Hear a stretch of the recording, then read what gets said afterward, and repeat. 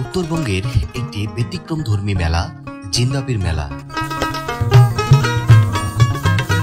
জিন্দাবির মেলার নাম শুনেছেন কখনো? আমি এখন আছি জিন্দাবির মেলায়।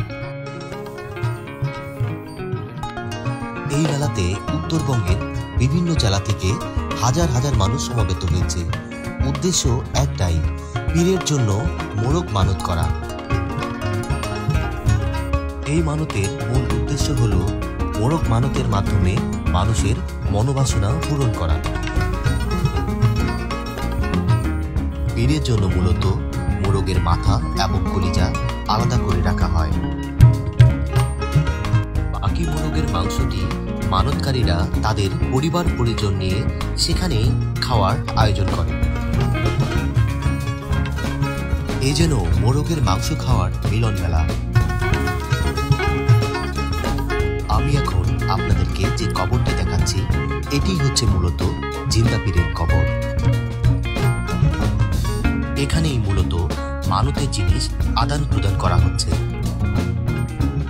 আপনাদের মনে প্রশ্ন আসতে পারে, এই মানতের জিনিস কে নিচ্ছে আর এই মানতের জিনিস কেই বা খাচ্ছে?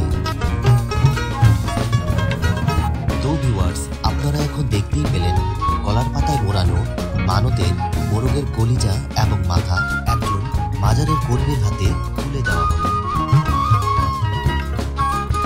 আর এখানে একজন মাজারের মহিলা কর্মী সেই কলার পাতায় মোড়ানো মানুষের দেওয়া শিরনি ব্যাগের মধ্যে ভরে রাখলেন। কেউ আবার মনস্কামনা পূরণের জন্য মাজারের সামনে এসে মন খুলে প্রার্থনা করছেন। জিন্দাবির মেলাটিতে হাজার হাজার মানুষের উপচে পড়া ভিড়। ইনারা সম্ভবত মাজার কর্মী। কলার পাতা বিছিয়ে মানুষের দেওয়া মানত করা শিরনি পেট পুড়ে খাচ্ছেন। মেলাটি প্রতি বছর দিনাজপুর জেলার বীরগঞ্জ উপজেলার ২ নং সাতর ইউনিয়নে অনুষ্ঠিত হয়।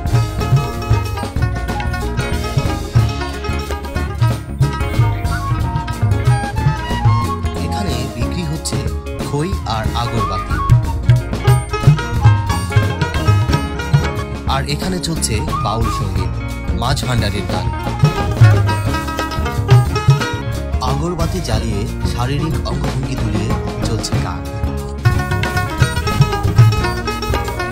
মেলাতে এসে একটা জিনিস উপলব্ধি করতে পারলাম যে এই মেলাতে শুধুমাত্র যে মুসলিমরাই শিরনি দিতে এসেছে এমনটা নয়। এখানে সনাতন ধর্ম সহ বিভিন্ন ধর্মের মানুষ একত্রিত হয়েছে।